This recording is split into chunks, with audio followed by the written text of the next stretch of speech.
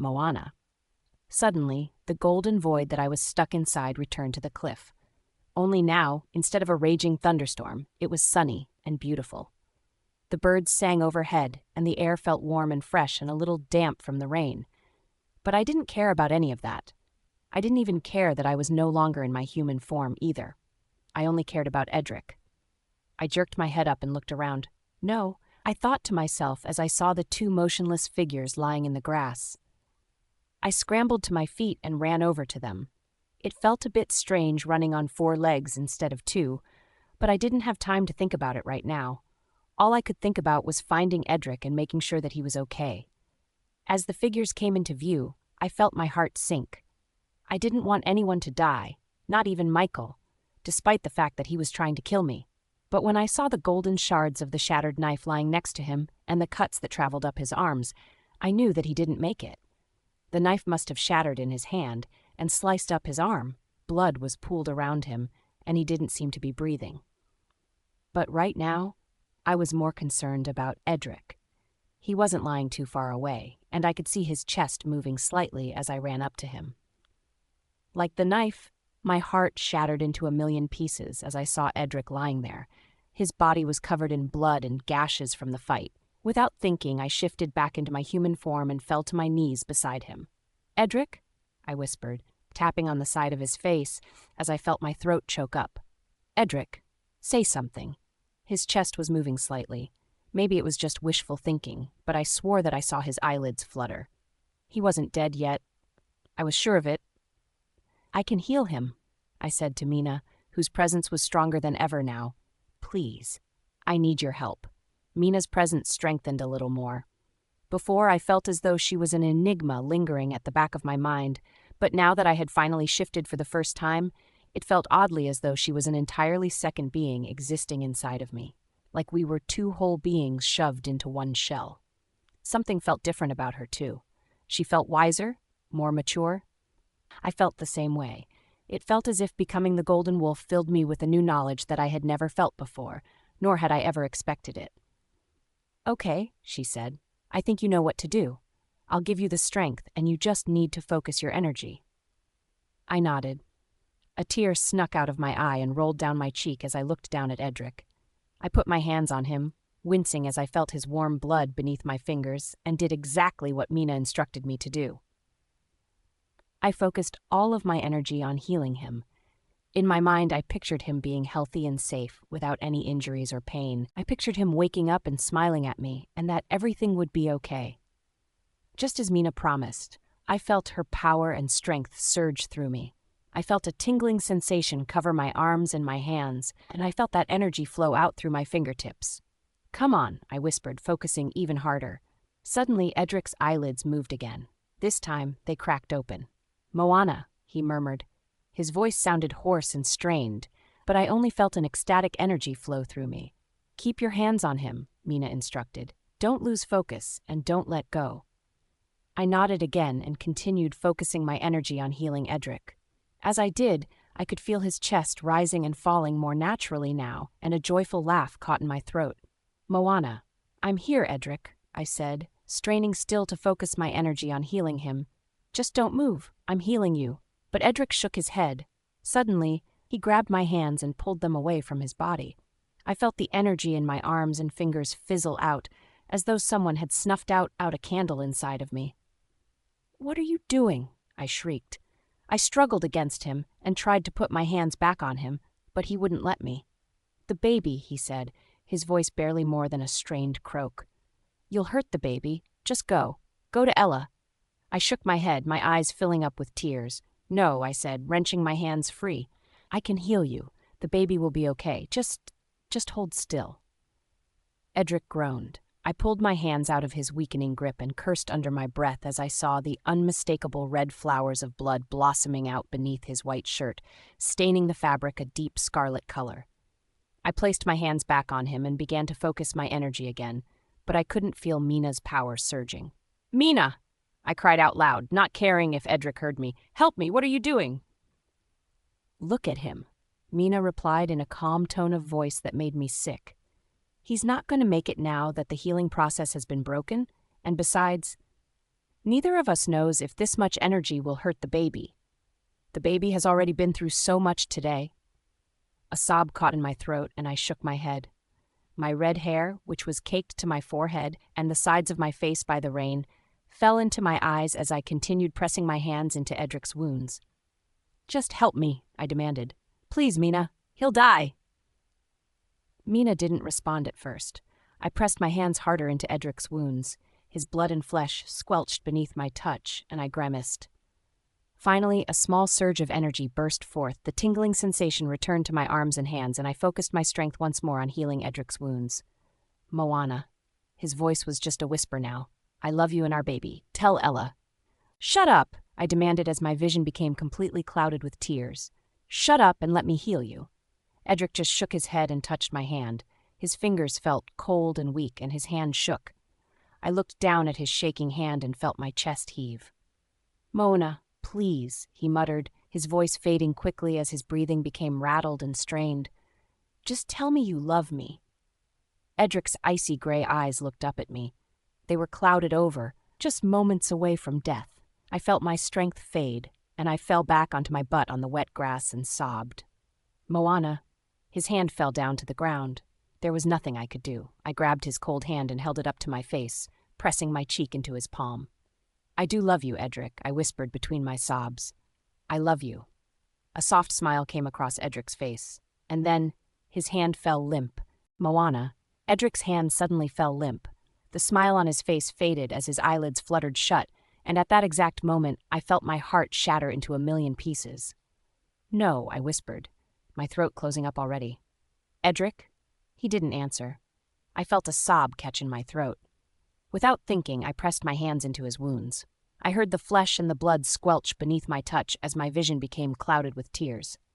"Come on," I said, my voice shaking violently as I pressed harder and tried to focus my energy. "It's no use, Moana," Mina said, sounding full of regret. "I'm sorry. His wounds were too deep." I shook my head in disbelief and just pushed harder on Edric's wounds. His body shifted beneath my touch, filling me with a false sense of hope that he was still alive. But he wasn't. He was dead. When I felt his neck, there was no pulse. There was no containing my grief anymore. As a keening wail started to rumble in my throat, I felt the tears spill out of my eyes and pour down my cheeks. "Edric?" I cried. I threw my arms around him and fell onto him, sobbing hysterically and not caring if I got myself covered in his blood. My fated mate was dead. There was no greater pain than this. "I want to go back," I cried out to Mina. "Let me go back. I don't want to be here anymore." "I can't," Mina replied. "You already made the choice to stay in the real world. There's no way for you to switch with me now." Another wail escaped my lips and carried across the wind.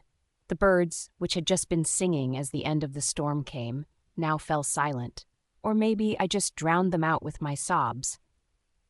But then, something happened while I cried onto Edric's limp body. I thought it was just in my head at first, but when I suddenly froze and felt it for a second time, I sat up abruptly and wiped my tears away. I felt Edric's heart start to beat in his chest. "Edric?" I stammered, looking down earnestly at his pale face. "Are you alive?" He didn't answer. Shakily, I leaned back down and placed my ear on his chest. Nothing happened for a moment. I started to lose hope. Maybe I really was just imagining it, or maybe it was a muscle spasm. "Moana, I don't—" "Shh!" I shushed my wolf and pressed my ear harder into Edric's chest. My eyes widened. There it was, another heartbeat. Edric was alive. I suddenly sat up again and pressed my hands into his chest once more. This time I focused my healing energy with even more passion and squeezed my eyes shut as I felt the tingling sensation take over my arms, hands, and fingers again. I focused my energy with all I had left. With my eyes shut, I pictured everything that I loved about Edric, everything that I wanted to see again, his smile, his laugh, the feeling of his warm arms around me. His face, red with embarrassment when the kids teased his artwork, the way that his chest rose and fell as I laid my head on it at night. Suddenly, I felt my power surge. I almost felt sick from it, but I kept focusing. "Moana." Edric's low voice startled me. My eyes shot open, red with tears. He still looked asleep, but I could see it now. I could see the color returning to his face. I could see his eyes moving slightly beneath his eyelids. but healing him still was too much. I needed to get him to a point where I could transport him, and then I would need to get him back to the mansion. Gritting my teeth through the weakness and nausea that took over me from using this much energy to heal him, I pushed a little harder. I could see Edric's wounds closing slightly. Fresh blood stopped oozing out, and it filled me with hope. I couldn't heal him anymore, though. I feared that it would hurt the baby. "Edric, if you can hear me," I said, leaning down to him and cupping his face in my hands, "I'm going to take you back to the mansion on my back, in my wolf form. Can you hold on?" Edric slowly and painfully nodded his head. I couldn't help but laugh out loud at this miracle that just happened before my eyes, and I leaned down and kissed him deeply on the lips. I felt his lips twitch beneath mine. I stood then and began to shift. Unlike the first time, it already felt more natural. Despite my dizziness from healing Edric, I allowed Mina to take over, and within mere moments I was standing on 4 legs with my golden fur billowing in the breeze. Crouching down next to Edric, I nuzzled his hand to get his attention and nearly leaped for joy when I felt his fingers close around a chunk of my fur. I then nudged my large muzzle underneath his back and helped him roll over and put his leg over me. "Hold on," I said. In my wolf form, no physical words came out, but I knew he could hear me because of the way that his grip tightened on me. Slowly I stood. His body managed to stay on my back, although I could feel him growing more limp by the moment, and I knew that I would need to hurry. "We'll be home in a few minutes," I said, taking my first few steps forward. "Just hold on until then. We'll get you some help." I felt Edric's body move a bit and felt his fingers tangle through my fur. Filled now with a sense of relief, I started walking toward the mansion. In my wolf form, and with the mist dissipated, I knew how to find my way back easily. Taking care so as not to drop Edric or hurt him, I carefully trotted into the woods and let my wolf guide me home. I kept telling myself that it was over now. Edric would be okay. Michael was dead, but at least the knife was destroyed, and the legacy of the Golden Wolf could continue. Now, I just needed to get Edric home so that the others could help me heal him the rest of the way. I felt weak, though, from the whole ordeal. Somehow, I could sense that the baby inside of me was running out of strength. I picked up my pace, praying that the baby would be okay after all of this. Edric groaned as I jostled him while leaping over a fallen tree, but he held on tight. Soon enough, I was already reaching the edge of the woods where Kat and I were walking together. Kat, of course, was nowhere to be found. She had likely made a run for it after her little plan came to fruition. But none of that mattered now because the mansion finally came into view. I saw the faces of Selena, the maids, and the bodyguards as they ran out of the back door, and I knew that Edric would be saved. "Moana?" As I ran across the back lawn to the mansion, I could see Selena, the maids, and several security guards come running outside with scared looks on their faces. All of them froze, their mouths hanging open, as I approached. "Moana," Selena said quietly as she took a tentative step toward me. I nodded and slowed my pace. "Moana is the Golden Wolf," Amy yelled out loud, cupping her face excitedly. "I can't believe it." "I'll be damned."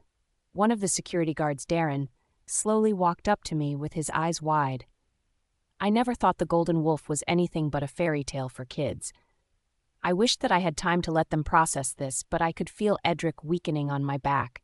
I felt a warm liquid trickle into my fur, and I could tell instantly from the metallic smell that assaulted my new wolf senses that it was blood. Suddenly, Edric groaned and fell completely limp. He lost his grip and started to slide off of my back, causing everyone to gasp. I quickly shifted back into my human form and caught him in my arms just in time before he hit the ground. "Hurry," I said, watching in horror as I saw Frud starting to create red blossoms on his shirt. I couldn't heal him fully by myself. In a flurry of activity, everyone suddenly crowded around me. The bodyguards hoisted Edric's limp body up and began carrying him back to the house, while Selena and the maids checked on me. "Are you all right?" Selena asked with worry in her eyes. "What happened?" All we knew was that Edric said Michael was here, and then he ran off. The security guards have been running around like chickens with their heads cut off. I shook my head and swallowed. My throat felt hoarse from screaming, and now that we had returned to the house, I suddenly realized just how achingly sore my body was. Selena and the maids helped me to my feet, and I held my belly as we began to walk back to the mansion. "He tried to kill me," I said. "Michael. He had a knife." I shifted just in time, but Michael didn't make it. Edric got horribly wounded, too. I tried to heal him, but I'm running out of energy, and his wounds are deep. "Don't worry, dear." Selena wrapped her arms around me. "We'll heal him up. You need to rest for both yourself and the baby. Did you get hurt?" Once again, I shook my head. "I'm dizzy, but I'm all right," I replied. "I'm just worried about Edric." As I thought back on Edric's limp body, I felt tears come to my eyes again. If I lost him again, I wouldn't know what to do with myself. I knew the pain of losing a fated mate now. I never wanted to experience that ever again. "Here." Selena guided me in through the door. A sob instantly escaped my lips as I saw Edric laying on the dining room table with the security guards circled around him. They had shoved everything off of the table and laid him there so they could work on healing him. Before Selena could stop me, I wrenched myself away from her grip and ran over to Edric. His eyes were still closed, and he seemed even less responsive now. "Edric!" I cried, cupping his face. "Are you there?" "Miss, can you please step back?" one of the guards asked, gently trying to guide me away. "We need to heal him?" "No," I shouted. I yanked my arm away from the baffled security guard and practically glued myself to Edric's side. "I'll help heal him. I refuse to just stand here." "Moana." Selena reached out to touch my shoulder with a shaking hand. "The guards are well trained. They can heal him." "No." I shook my head and pressed my hands into Edric's chest just like I did on the cliffside. I still felt woozy from everything, but I was determined not to just stand by idly and hope that they could heal him on their own. "I'm the Golden Wolf and his mate." Everyone fell silent. I started to focus my energy, but suddenly stopped when I realized that they didn't fall silent because of me, but because of something else. There was a creak on the stairs, and I jerked my head up to see Ella standing there with wide eyes. "Ella, honey, go upstairs," Selena said, rushing over to the bottom of the stairs. "Go play in your room. Here, Lily, go with her." Lily rushed over and tried to guide Ella up the stairs, but Ella wasn't having it. In one swift movement, she ducked under Lily's arm and ran down the stairs, dodging past Selena and the security guards, and ran over to the table where Edric was lying. I couldn't move or speak. I was frozen, horrified at the fact that Ella had to see her father like this. I suddenly felt overcome with guilt as I realized that she likely wouldn't have come downstairs and seen all of this mess if I hadn't started wailing and shouting like a madwoman. "Moana?" Ella asked, looking up at me as her little hands gripped her father. "What happened to Daddy? Why is he bleeding?" I didn't know what to say. My voice faltered, and I kept opening and closing my mouth as though something would eventually come out, but nothing ever did. "Is my daddy dead?" Ella's eyes started to fill with tears, and her face turned red. I shook my head and pulled my bloody hands away from him, then rushed around the table and crouched in front of Ella. "No, sweetie," I said gently, taking both of her shoulders in my hands. "He just got hurt, but he's still alive. The security guards and I are going to heal him, and he'll be all right." Ella didn't seem to believe me as her big eyes searched my face. Her hand was still gripping her father's arm so tightly that her knuckles were white, which stood in stark contrast to the redness in her face. "What happened?" she whispered. I swallowed and glanced up at Selena, who was shaking her head. She didn't want me to tell Ella the truth, but I couldn't lie to her. Not after Edric had just promised that we would always tell her the truth about everything. Your grandpa, he attacked me," I said, feeling my lower lip quiver. "Your daddy saved me, but he got hurt. Can you trust me to take care of him?" Ella started to sob. Suddenly, however, I felt as though I knew what to do. Somehow, I knew that I had always known how to do this. Even before my wolf ever emerged, it was a special ability of mine. I always thought that I was just good with kids, but now I knew differently. Pulling the little girl into my arms, I hummed gently. Within moments, her crying ceased. Selena, the maids, and the security guards looked on in shock as Ella took a step back and wiped her teary eyes. "Okay," Ella whimpered. "I trust you. Please take good care of my daddy." "Moana." Can you trust me to take care of him? I asked. Ella began to sob, but I somehow knew exactly what to do. It all felt so natural now. I didn't even really need to think about it. I just knew to wrap my arms around Ella and comfort her. Although whether it was my abilities or simply my nurturing instincts, I couldn't be entirely sure. Suddenly, Ella stopped crying. "Okay," she whimpered after a moment, stepping back and wiping her tears out of her eyes. "I trust you. Please take good care of my daddy." I managed a weak smile and nodded at Ella, taking her little hands in mine. "I will take good care of him," I whispered as I looked into her eyes, still using my pacifying ability to keep her calm. "Don't you worry." Ella nodded and stepped away, allowing the security guards and me to get back to work on taking care of Edric. My ability to pacify children was always strong even before my wolf emerged, but it was even stronger now. I felt as though I could command Ella to do somersaults if I wanted to, although I knew that I would never abuse my powers. With a collective deep breath, the security guards and I gathered around the table again while Ella ran over to the maids and the rest of them looked on in horror. "Moana, are you sure about this?" Selena called, her voice shaking a bit from nervousness. I looked up to see the elderly housekeeper standing off to the side and wringing her hands nervously. I smiled at her, just as I did at Ella, and nodded. "I'll be fine," I said. Even though I felt like I would pass out, it was a risk that I was willing to take. The security guards and I circled around Edric. Each of us held our hands out and pressed them on Edric's limp body, then began to work at healing him. I closed my eyes and focused my energy, feeling the power surge through my body again, traveling down my arms and into my hands and my fingers with that strange tingling sensation. I started to feel a little more lightheaded, but I pushed through it and just focused on healing Edric. However, something was wrong. I opened my eyes to see that Edric's wounds didn't seem to be healing very well. Every so often they would start to close up, but then they would reopen. I didn't know if it was just that his wounds were deep, or if it was because the golden knife had created some of his wounds. Either way, it was worrisome. Noticing our struggle, Selena rushed over and rolled up her sleeves. I watched in awe as she put her hands on him and squeezed her eyes shut, focusing intensely on him. But it still wasn't working.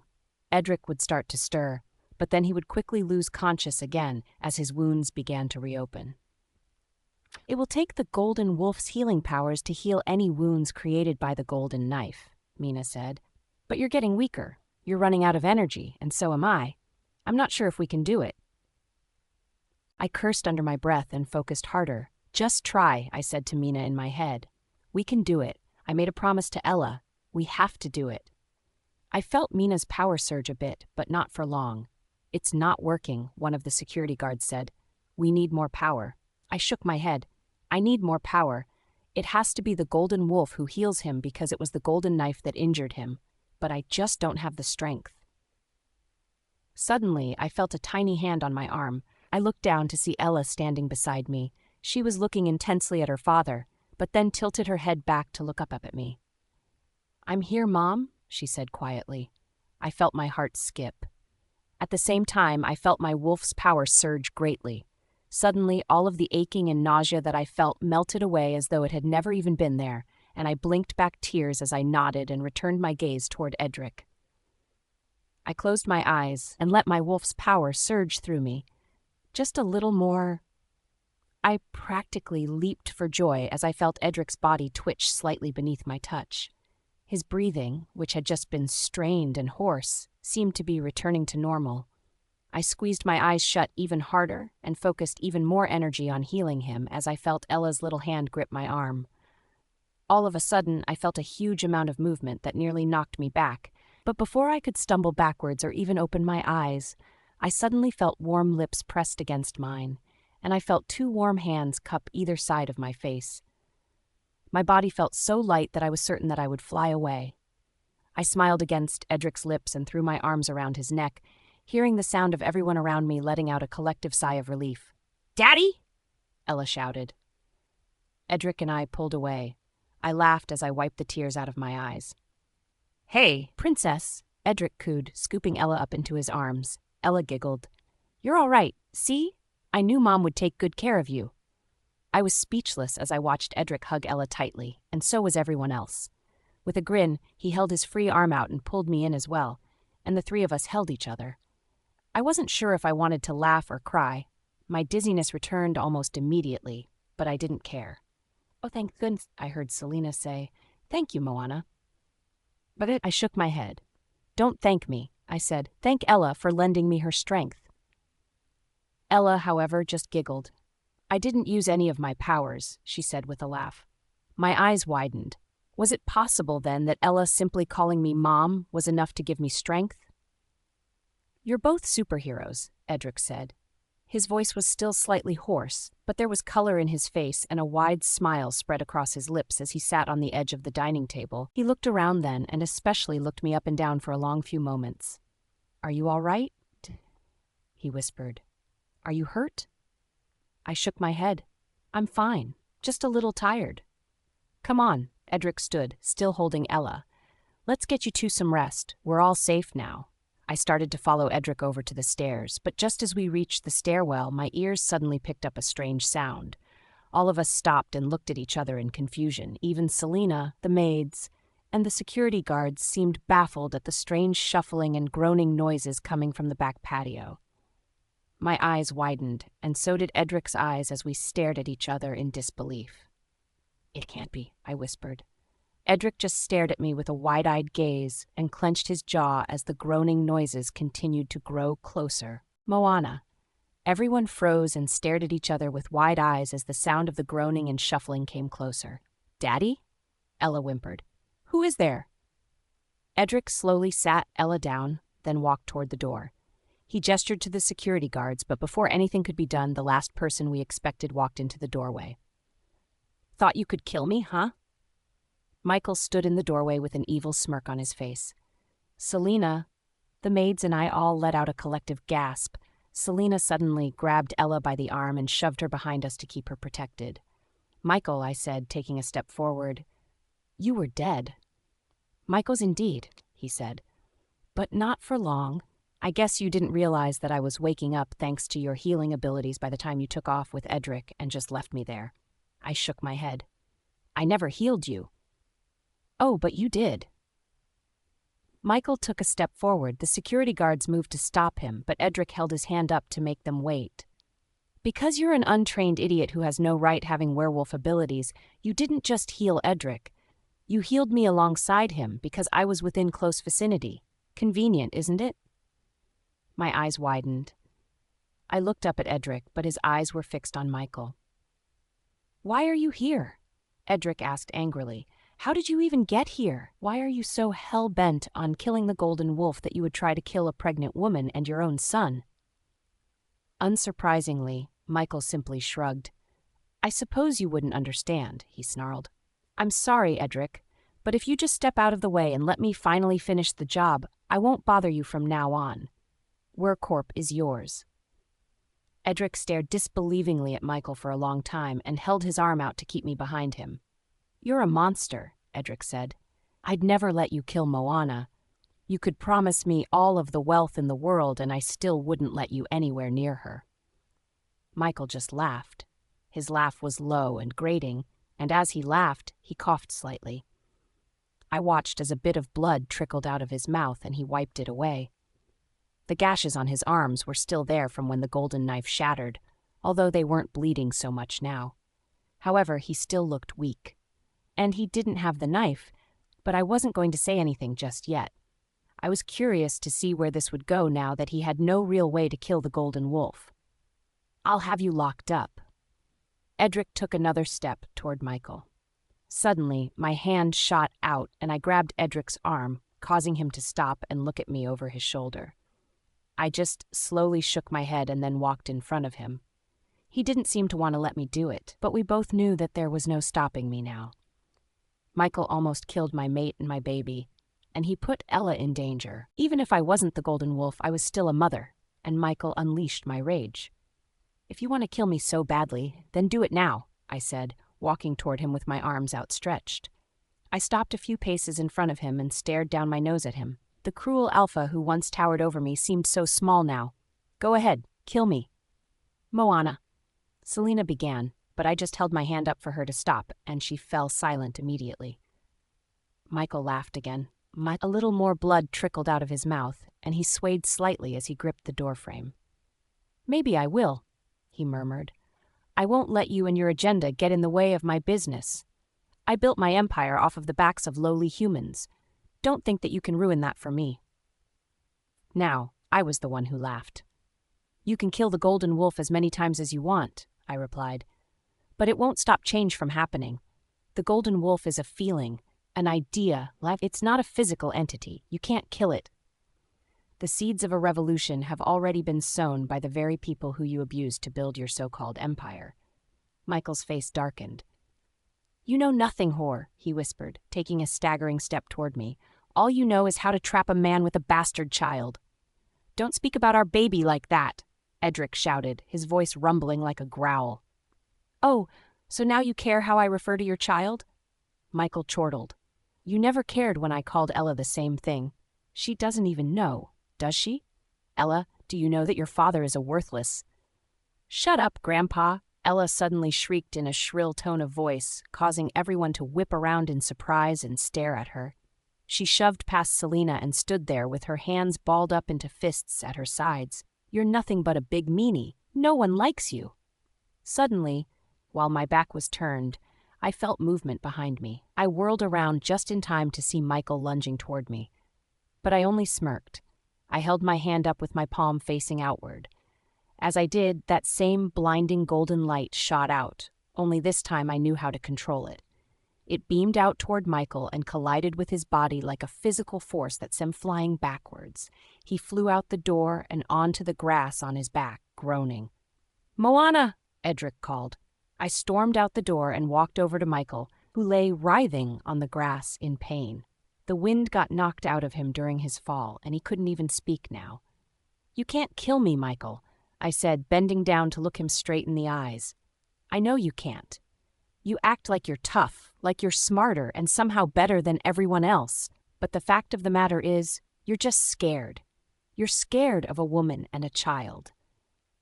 Michael swallowed. Having regained the strength to talk, "I laughed when I slit your whore mother's throat," he whispered. Suddenly, I reached down and grabbed a fistful of Michael's shirt with more strength than I thought I had. As I did, I could see fear flash through Michael's gray eyes. By now, I could hear everyone running out onto the lawn where we were. Their footsteps echoed through the air as they ran toward us. "Say more," I replied.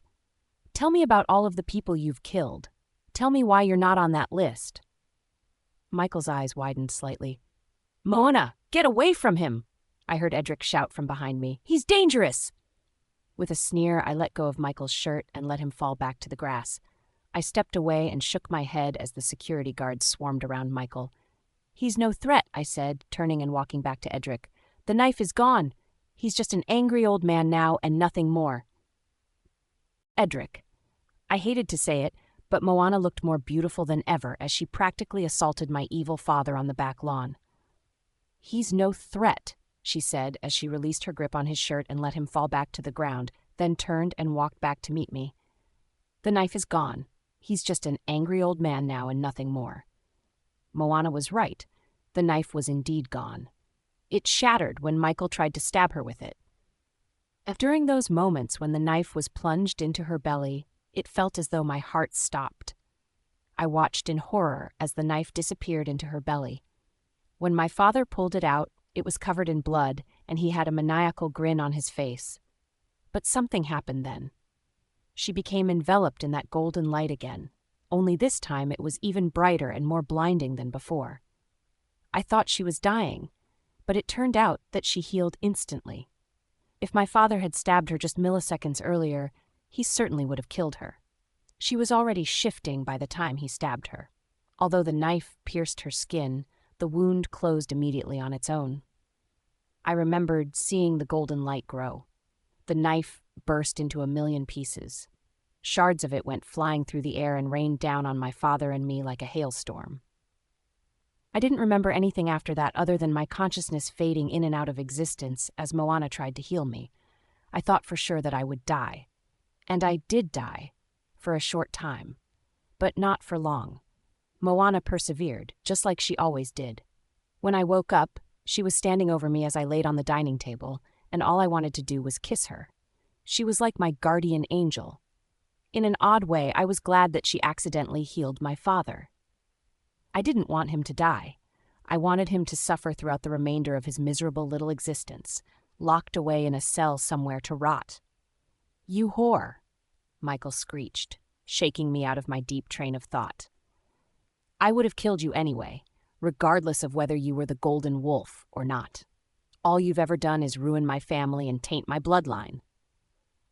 Moana opened her mouth to retaliate, but I grabbed her arm and shook my head.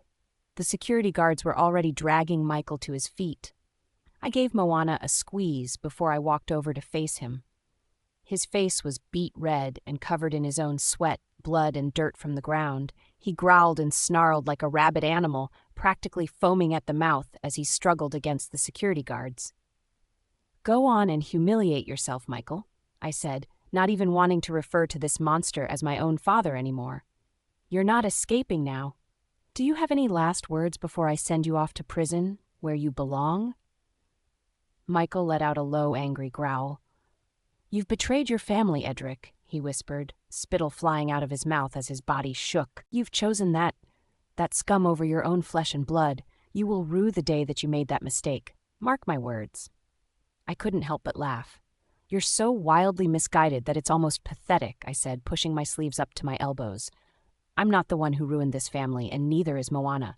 You have no one to blame but yourself." Michael's face darkened and his eyes went wide. "What?" he said. "Have you gone mad?" I shook my head and took a step back, preparing myself to do what I should have done years beforehand, as I curled my fingers into a fist and pulled my arm back. "I haven't," I replied, tilting my chin down while the security guards continued to hold Michael in place by either arm, leaving his face free and clear for me. They knew what I was planning on doing to him. "But you have, if you think that you didn't already ruin this family over 20 years ago when you decided to cheat on my mother." Michael's eyes widened. He opened his lips to speak, but before anything could even come out, I pulled my arm back a little more, as though I was drawing an arrow. I then let my fist go and watched with satisfaction as it flew straight into my evil father's jaw. His head reeled backwards and blood instantly began pouring out of his nose. All of a sudden, I felt a hand on my arm and looked down to see Selena standing there with a stern look on her face. I thought that she was going to scold me for hitting my father, but she didn't. "Here." She pulled her handkerchief out of her pocket and gave it to me. "To wipe the blood off of your fist." I couldn't help but laugh. The old housekeeper then turned to face Michael and stormed up to him while he was still groaning over his broken nose. I watched in awe as she reached out and grabbed a handful of his shirt, pulled him down to her level, and then spat in his eye. "I've always hated you," she growled. "And just so you know, there has never been a single time in which I didn't spit in your tea when you came to visit." With that, Selena stomped on my father's foot, causing him to yowl in even more pain while her spit dripped down his cheek, then picked up her skirt and stormed back off to the house. The security guards and I howled in laughter. Finally, I turned around to see Moana standing behind me. She was holding Ella and was carrying her back to the house. I watched them leave and couldn't help but smile at the image of Moana's red hair billowing in the wind as she walked back to the house. "What should we do with him?" one of the security guards asked over my dad's howls of pain. I simply shrugged as I wiped the blood off of my knuckles. "Take him to the police," I said. "Tell them everything." "Yeah, you'll regret this." My father's voice was hoarse and choked, and yet he was still blabbering on. "I'll give it a week, and then you'll see how you wish that bitch was dead." I just shook my head. "You're wrong, Michael," I said, stuffing the bloody handkerchief that I used to clean my knuckles in his shirt pocket.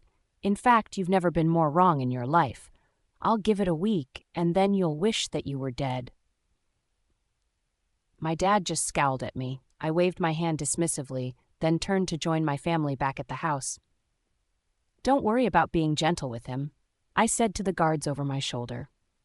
"Be as rough as you want. In fact, I'll give a raise to whoever is the roughest." Behind me, I heard the sounds of my father being roughed up by the security guards. But I wasn't concerned about that, as all I saw when I looked up was Moana's beautiful face looking out at me from the doorway, and her hand on her belly, Moana. A little while later, Edric and I were standing in the front doorway of the mansion and looking out at the scene before us. The security guards were leading Michael, who was cuffed, over to the car. His nose was still clotted with blood from Edric's punch, but something about it was satisfying to see. I enjoyed seeing Michael finally face some consequences for his actions, and I especially enjoyed watching Selena scold him like a child. What was even more satisfying, though, was seeing him being shoved into the back of the car to be driven down to the police station. Kat was found by the guards, too. Not long after Edric punched Michael in the face, Kat was found hiding in the woods. As it turned out, Michael paid her a pretty penny to get close to me and lead me off into the forest to get lost so that he could kill me. She looked ashamed as the guards cuffed her and wouldn't even lift her gaze to look at me. Edric had already called the police and told them what happened. They were waiting for Michael and Kat now, and I couldn't wait to see them both behind bars after everything that they did along with Kelly and Ethan. As we watched the security guards drive away with Michael in the back of the car, Edric slipped his arm around me and let out a sigh. I couldn't help but tear up as I gazed up at him. Just an hour ago, I thought that I had lost him forever, and now he was standing beside me without a scratch on him. "Come on," Edric said, guiding me away from the door. "You should rest. Are you feeling all right?" I nodded. "I'm fine. I feel great, actually.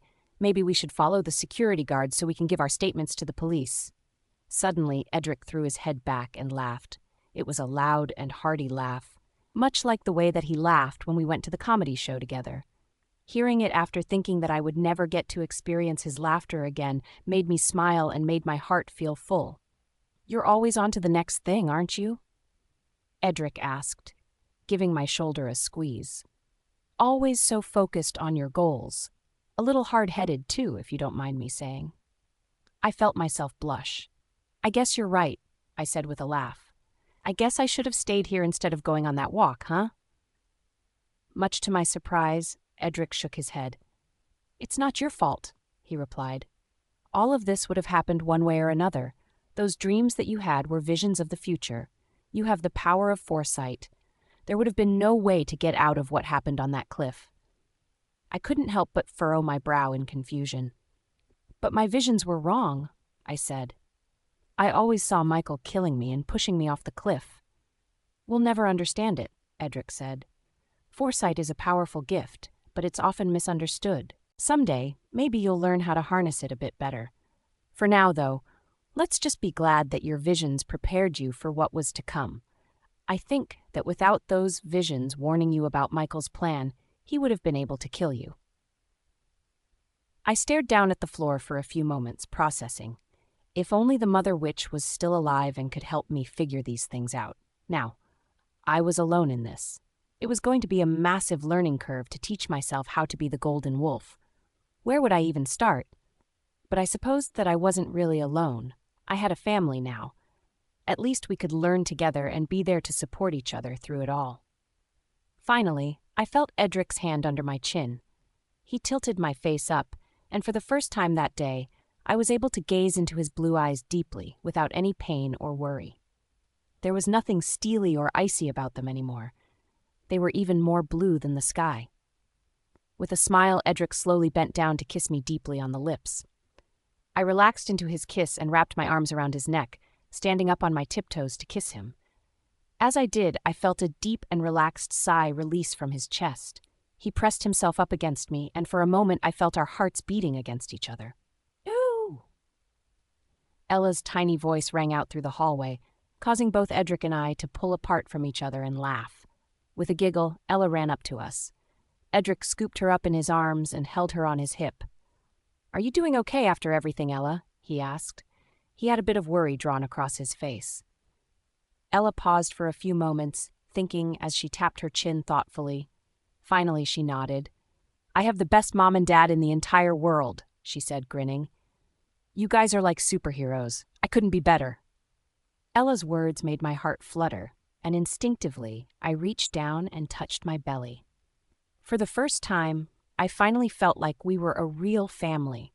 Nothing was keeping us apart now, and I couldn't wait to see our little family grow. I imagined that Ella would be an amazing and loving big sister, and I could only picture how happy Edric would be to hold his second child in his arms. Edric chuckled at Ella's words and pulled both of us close. For a long time, the three of us just held each other in the hallway as though we would never see each other again.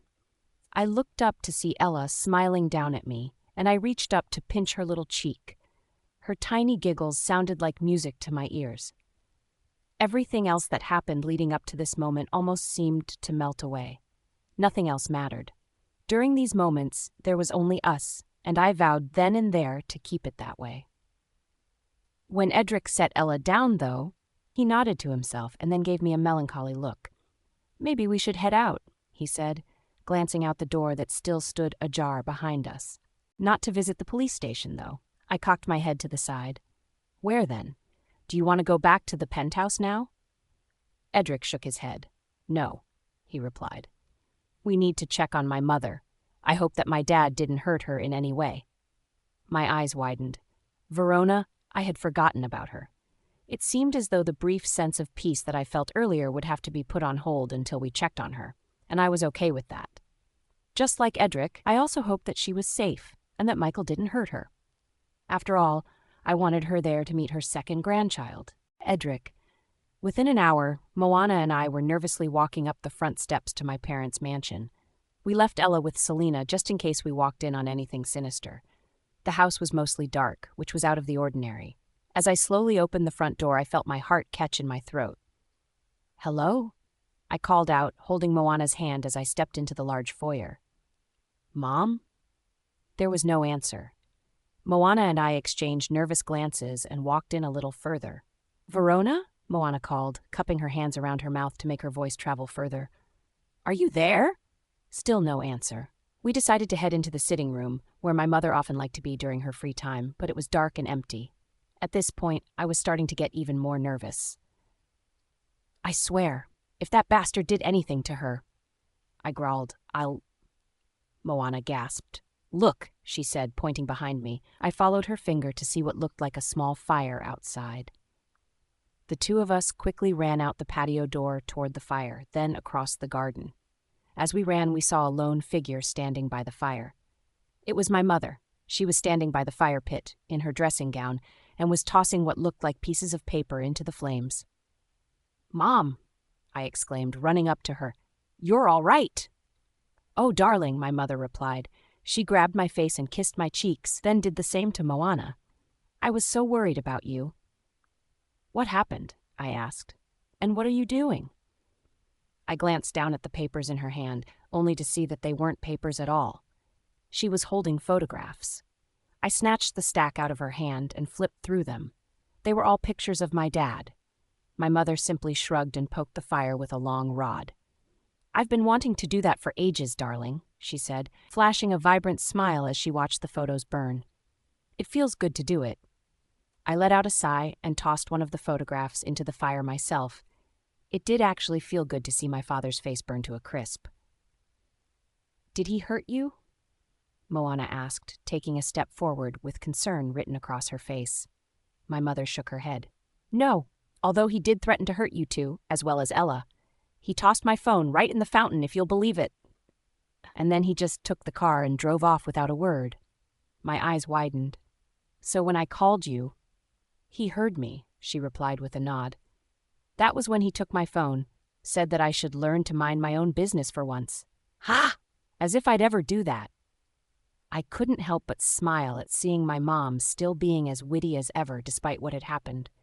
She tossed the rest of the photographs into the fire all at once, and the three of us watched in silence as the flames jumped up into the sky, devouring the paper within seconds. "Well then."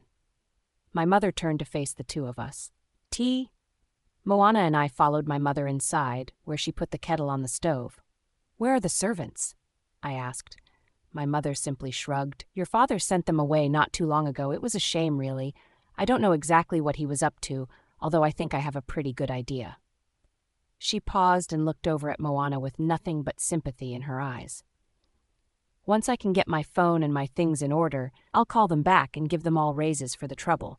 It has been nice having the place to myself, though, I must say.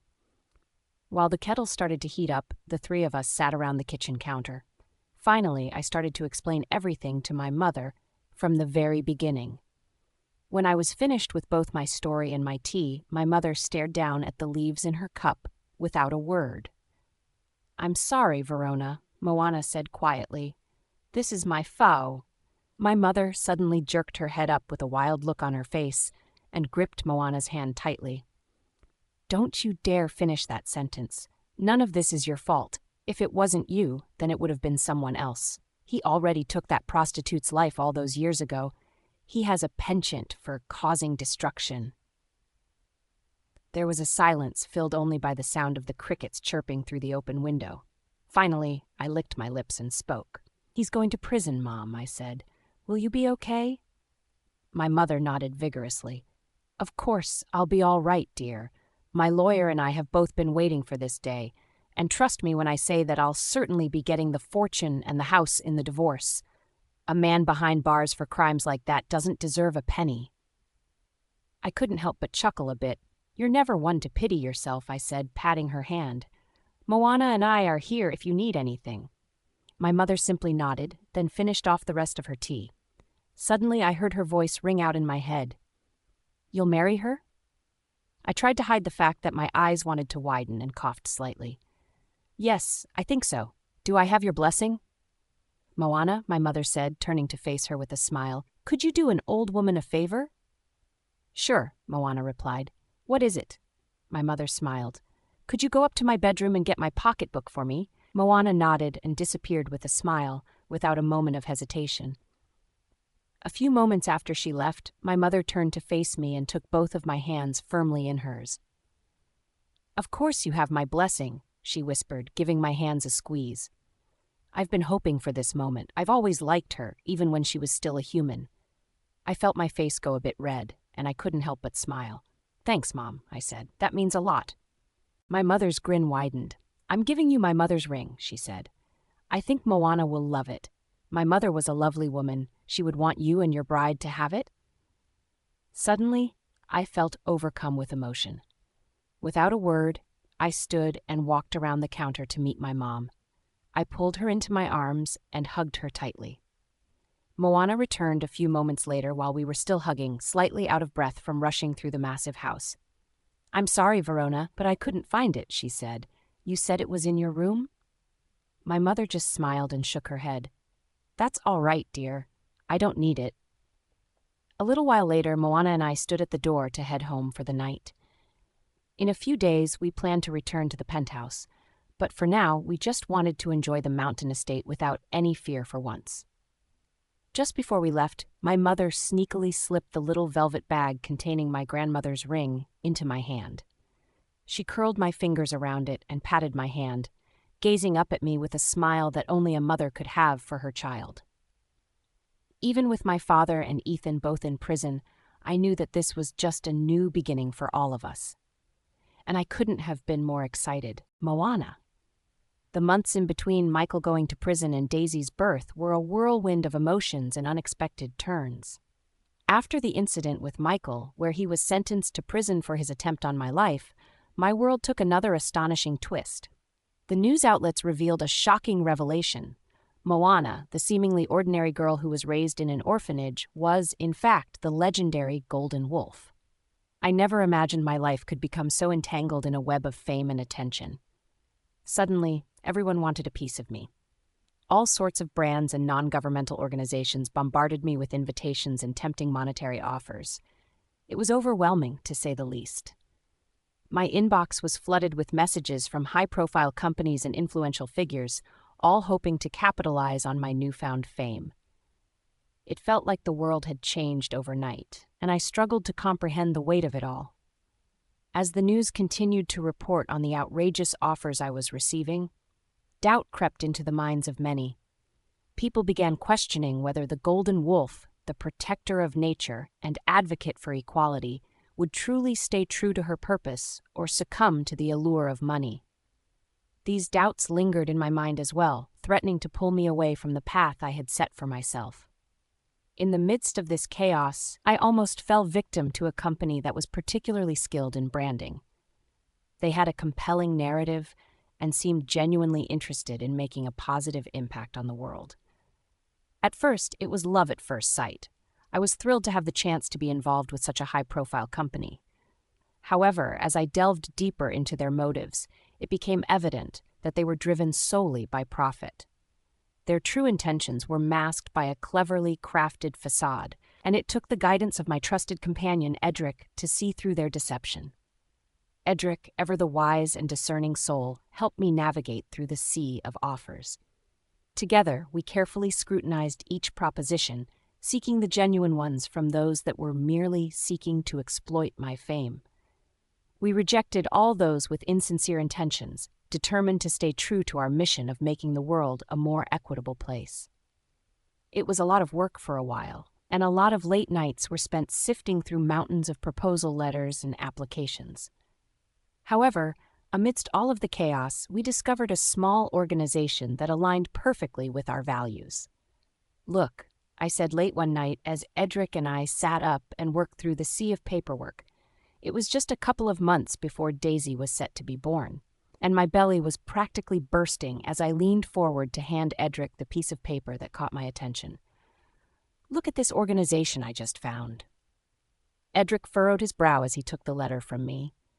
"Humanity's Reach Initiative," he said under his breath. "They're not offering any money," I said, feeling my chest swell a bit with excitement.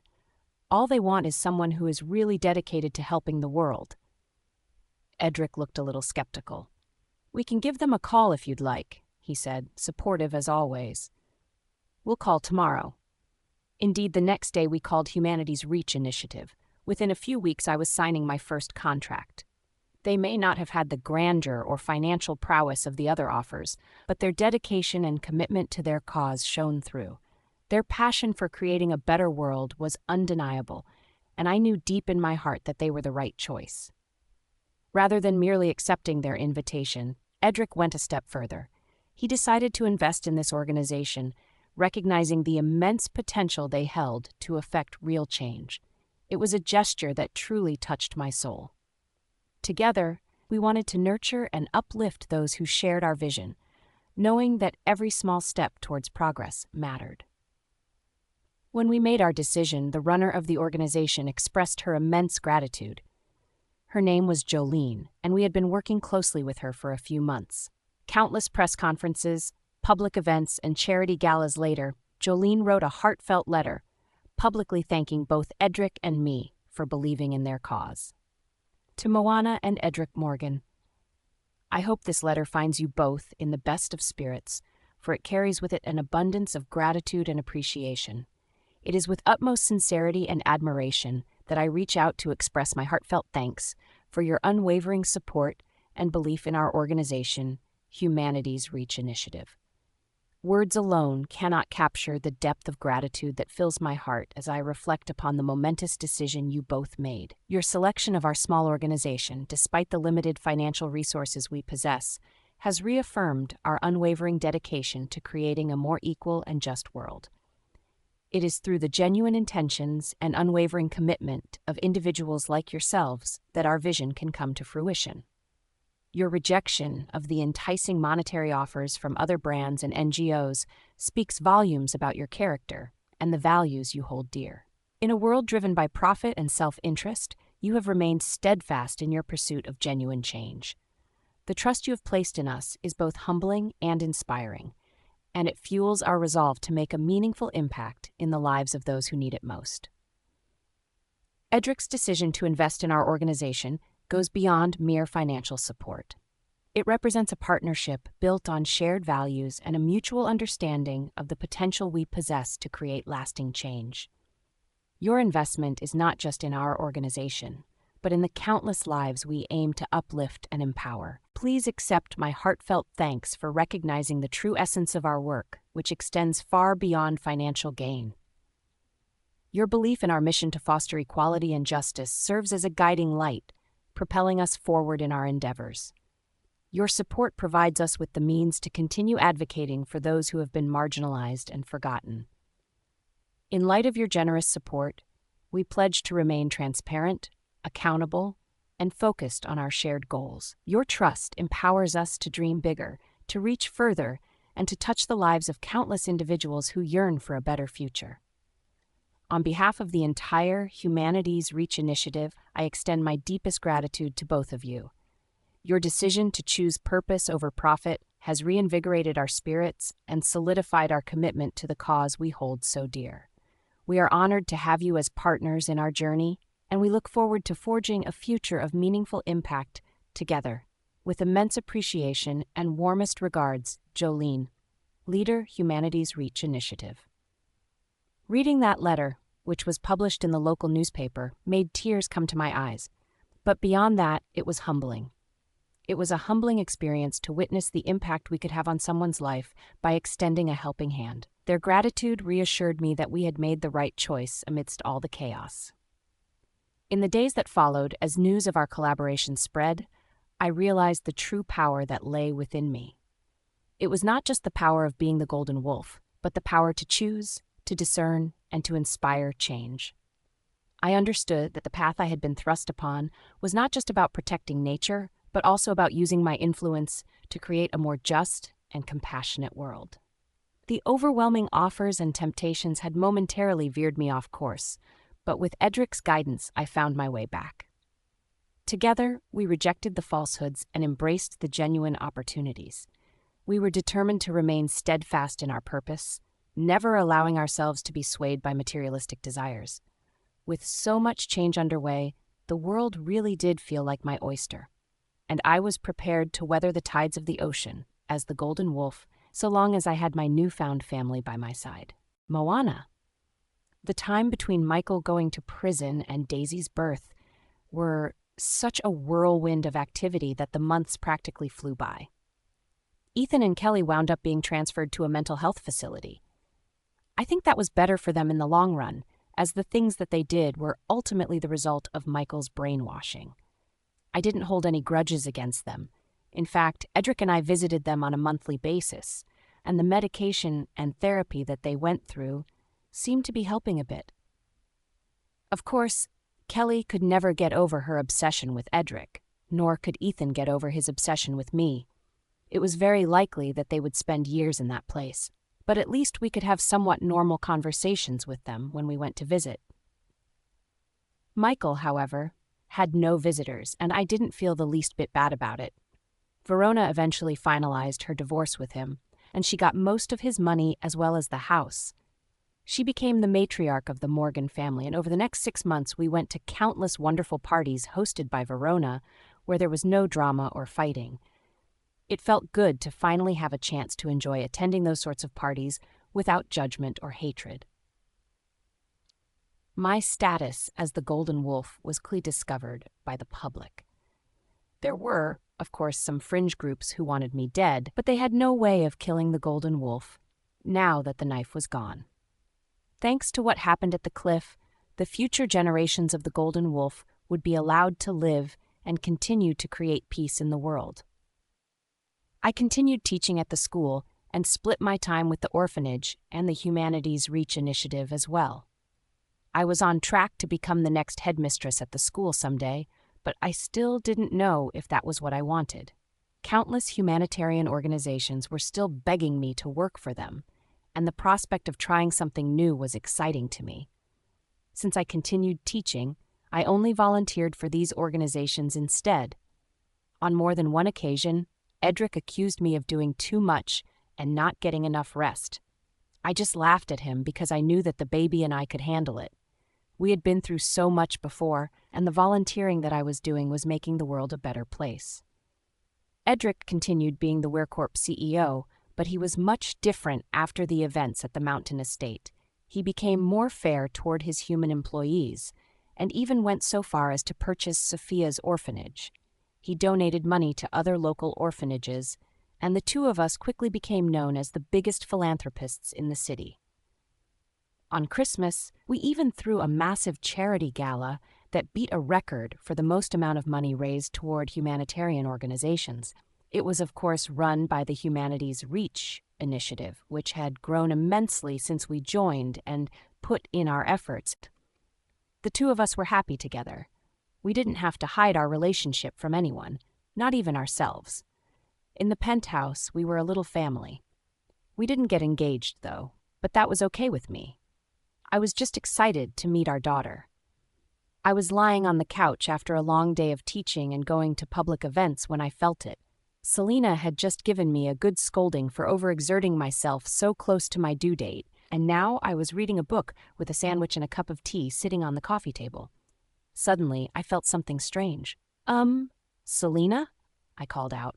I dropped my book and stood, my eyes widening at the large wet spot left behind on the couch. Selena came running, and her eyes widened as well. Her voice faded, and she clamped her hand over her mouth. I nodded slowly, both excited and terrified out of my mind. My water broke. Daisy is on the way. Edric and I decided to name the baby Daisy. Daisy Ann Morgan. Someday, I would tell her how her big sister picked that name out, and it was the prettiest and most special name I had ever heard. The contractions began soon after my water broke. Selena was on the phone with Edric and was telling him to get home when I felt the first one. I let out a loud groan and practically doubled over from the pain as I gripped the back of the couch with white knuckles. "Mom?" Ella asked, tugging on my skirt. "Are you all right?" I nodded and swallowed, feeling myself already beginning to sweat from the pain. "Yes, love. It's called a contraction." Ella cocked her head to the side. "What does that mean?" I gritted my teeth through the pain and managed a smile. "It means that your little sister is trying to get out," I said, pinching Ella's cheek. I was overtaken then by another wave of pain, and Selena came scurrying out of the kitchen with a worried look on her face. "Edric is on his way. I'll take you to the hospital now if you want." "No." I shook my head firmly. "I want to wait for Edric." Selena opened her mouth to protest at first, but then quickly shut it again. I could tell that she knew that there was no changing my mind now, and so she and Ella both stayed with me while I paced back and forth around the living room, clutching my belly as waves of contractions came over me.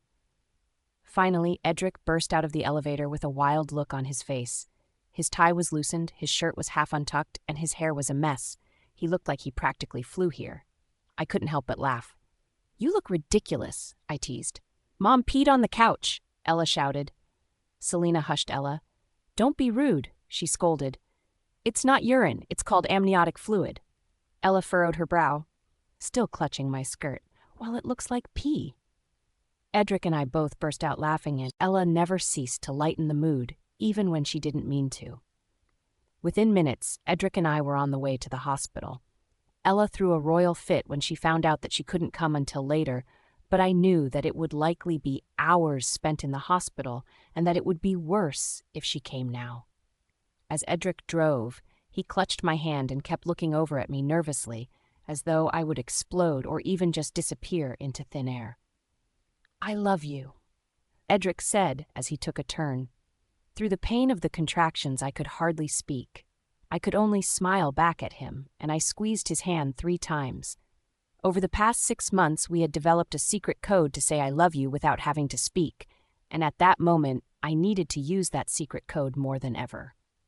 Edric grinned and squeezed back. Soon enough, the hospital came into view. Despite the pain, I couldn't stop smiling. I was so excited to finally meet our daughter, Moana. After 10 hours of intense and grueling labor, little Daisy was born. "She's so tiny," I whispered, as I held the little crying bundle in my arms. The doctor weighed her at just 6 pounds and 12 ounces, but she was as healthy as an ox. Edric, who hadn't left my side throughout the entire delivery, leaned over my shoulder with a wide grin on his face and held his hand out to touch her cheek. Almost instantly, Daisy's little hand shot out and gripped his index finger with a relentless force for such a little thing. Her eyes were squeezed shut, and yet she still had an instinct to keep her father's finger in a vice grip. I couldn't help but laugh, but I also wanted to cry. When I was on the cliff with Michael, I saw my parents at my birth. I did the same thing to my father, and I also wouldn't let go of my mom's finger when she had to leave me at the orphanage. But now, Little Daisy wouldn't need to ever let go of us if she didn't want to. I wouldn't let anything happen to her or us. We were a family now, and we were protected. When I looked up at Edric, the look in his eyes was priceless. I had never seen anyone look at someone with so much intense love, and seeing it made me tear up. "Here," I said, taking his hand and placing it beneath Daisy's back. "You can hold her." Edric's eyes widened slightly as he gingerly took our baby out of my hands and held her close to his chest. I watched, unable to contain both my smile and my tears, as he started to gently bounce her and whisper to her. Just then, there was a knock on the door and the nurse poked her head in. "Sorry to interrupt," the nurse said in a soft tone of voice, "but you have some visitors. Are you ready to see them?" Edric and I both nodded. A few moments later, Ella rushed in and ran up to Edric. Selena and Verona walked in behind her. "Is that Daisy?" Ella asked, standing up on her tiptoes to see. Edric nodded and sat down on the chair next to my bed to let Ella meet her little sister. Ella gazed down at her in shock for a few moments before turning to me. "Why does she look all squished in purple, like a grape?" Ella asked. I had to laugh, and so did everyone else, even Selena. "Newborns look like that," I replied, tucking a strand of hair behind Ella's ear. "She'll be okay. She'll look normal soon enough." "Oh," Ella scrunched up her nose. "I'm still happy, though. When can I play with her?" While Edric dealt with Ella's onslaught of curious questions, Selena and Verona crowded around me. "How was the delivery, darling?" Verona asked. "Are you thirsty?" Selena asked, touching the side of my face with the back of her hand. "Let me get you some ice chips. Did the doctors treat you well?" Verona asked next. I felt dazed by all of the questions and didn't know which one to answer first. Thankfully, Edric came to my rescue and distracted them with Daisy so that I could rest. It was dark in the hospital room later that night. Daisy was asleep in her little bassinet. Edric and I could hardly take our eyes off of her for more than 5 minutes at a time. "She has your green eyes," Edric said softly as a gentle smile played on his lips. "I bet she'll have your red hair, too." I couldn't help but smile. "Well, she has your nose and your lips," I whispered. Edric chuckled. Poor kid. I laughed and punched his arm. He feigned surprise and rubbed the spot where I hit him, but the smile never left his lips. He looked at me for a moment before leaning over and planting a kiss on my forehead. "Moana," he said, taking my hand in his, "I have to ask you something." Instinctively, my eyebrows raised. "What is it?" Edric was silent for a few moments. Finally, he licked his lips and met my gaze. His eyes were soft and full of love. "Where would you like our relationship to go from here?" My eyes widened a little. Somehow I knew what he was getting at, and I felt my face turn red. "I mean, I'm just happy that Daisy and Ella can both grow up in a loving home," I replied. "Why?" Edric gave me a mischievous look. He knew that I knew what he was trying to ask. My mouth hung open slightly as I felt my heart start to race, and I felt my breath catch in my throat as I watched him reach into his pocket and pull something out. It was a small black box. Without a word, he handed it to me. "I know it's not the most romantic time to be asking this," he said, "but I can't wait any longer." "Are you proposing to me?" I asked, holding the little velvet box firmly in my shaking hands. Edric shrugged and smirked. "Open it first." I swallowed hard as I stared at Edric in disbelief. His eyes showed nothing but love and affection, but for some reason I was terrified. Finally, I managed to tear my gaze away from him and look down at the little box. When I opened it, a gasp escaped my lips. "Well?" he asked. "Do you like it?" I took the delicate diamond ring out of the box. There was nothing gaudy or over the top about it. It was just a simple diamond ring. "It's perfect," I whispered. Edric grinned. "So is the answer yes?" "Yes to what?" "Well, yes to marrying me?" My eyes were so wide that I thought they might pop out of my head. The little diamond glinted in the dim light of the hospital room, and behind it, just out of focus, I could see Daisy sleeping in her bassinet. Edric chuckled and gingerly took the ring out of my hand, then took my shaking left hand and slipped it onto my ring finger. It fit like a glove. "There," he whispered. "I made the decision for you." I couldn't help but laugh. Somehow, I entirely expected this, and yet it still took me by surprise, nonetheless. As tears came to my eyes, I could only stare back and forth between the ring and our daughter. "Moana?" Edric asked. Suddenly, I threw my arms around Edric's neck and pulled him down onto the hospital bed where I lay.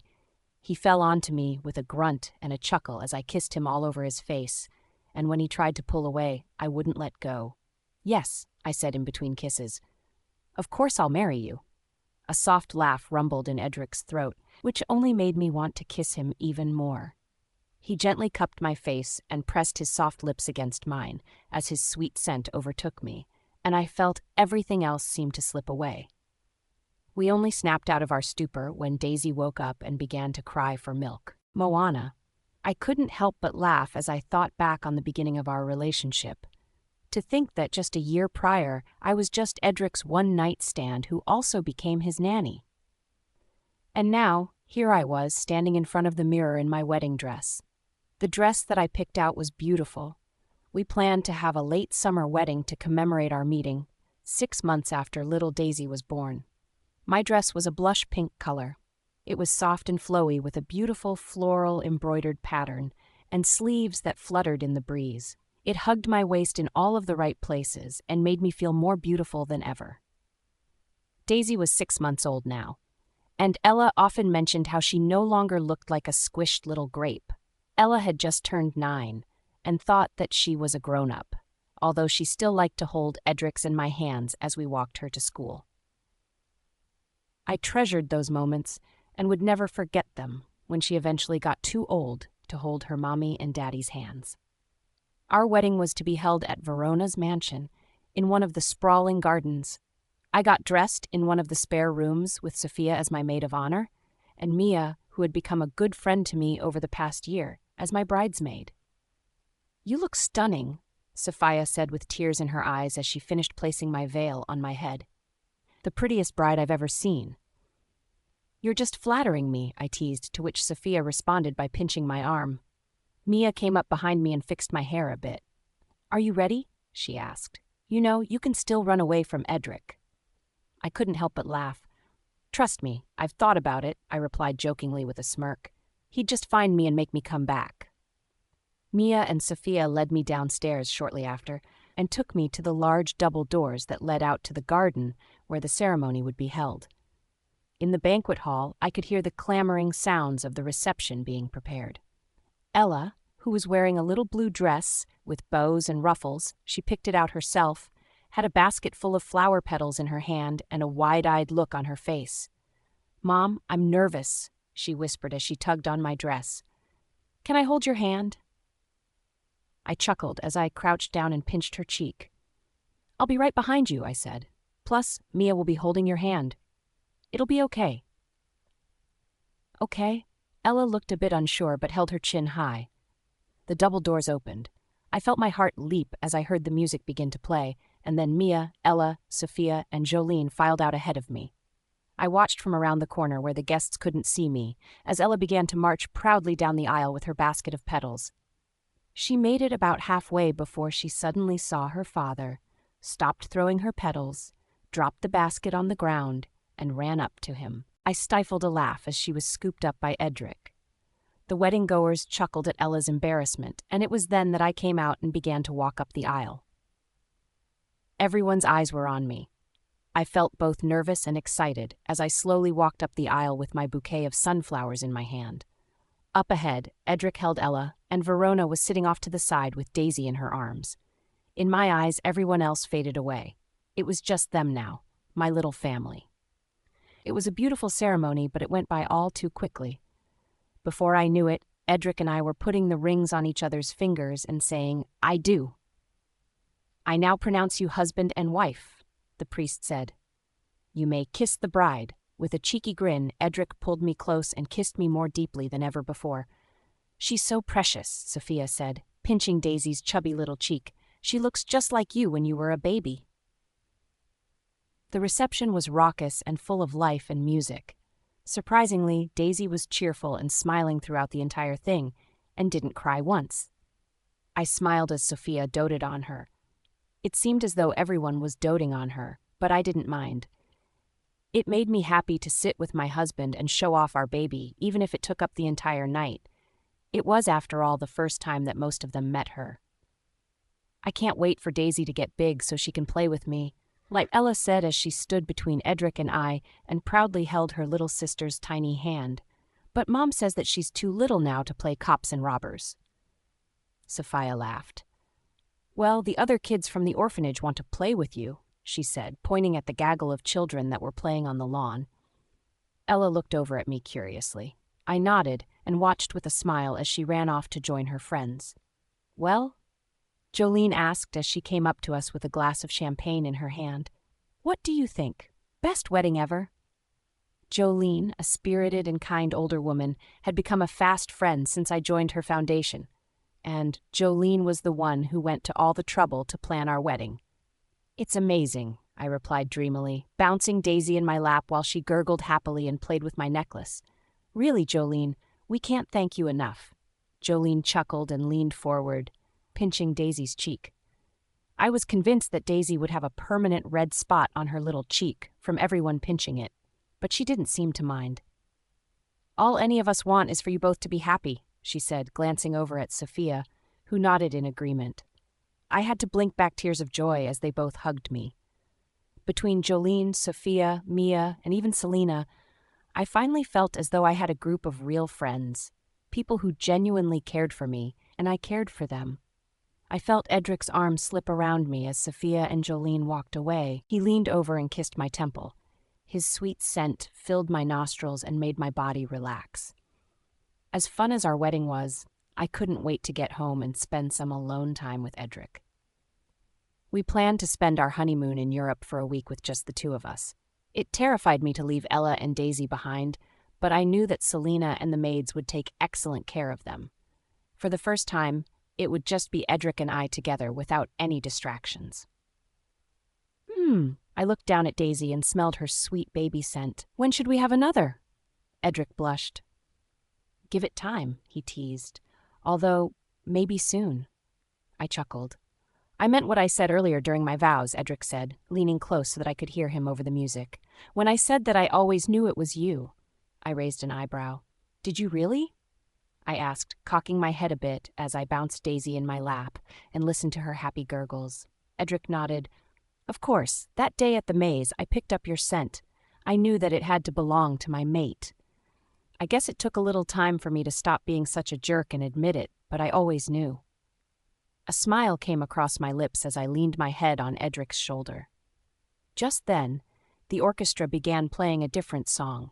It was soft and slower than the last one, and I found myself humming along to it. Edric suddenly stood and held out his hand. Let's dance, he said with a smile. But Daisy. Bring her too. I smiled as I followed Edric out onto the dance floor. We held Daisy between us as we came close together and began to sway along to the music. It wasn't very long before Ella's little body suddenly pressed itself between our legs. She held her arms up for her father, and with a grin he picked her up with one arm while still keeping his other arm around me. Together, the four of us moved to the music. We were a little family at last, and I was the happiest woman on the planet. The ending of the story